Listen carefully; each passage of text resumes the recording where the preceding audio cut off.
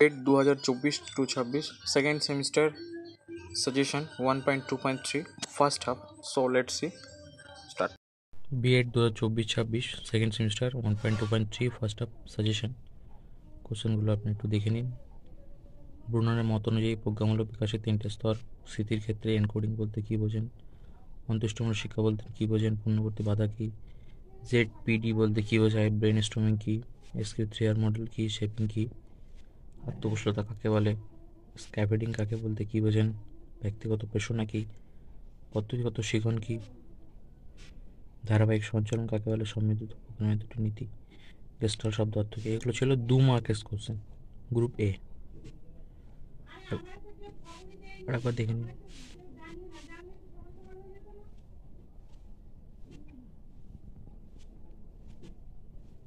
Question group B.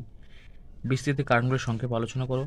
প্রজ্ঞামূলক নিমিত্ত সম্বন্ধে টিকা লিখুন। বিদ্যালয়ের স্বপ্ন কাজের উদ্দেশ্য কী কী, সহযোগিতা শিক্ষণমূলক কী কী এবং সহযোগিতামূলক শিক্ষণে শিক্ষকের ভূমিকা, অপারেন্ট ব্যক্তি কন্ডিশনের নীতিগুলি, গেস্টাল্ট তথা শিক্ষক তাৎপর্য, কাল রজস তত্ত্ব নীতি, শিক্ষার্থীদের মানসিক স্বাস্থ্য কী কী।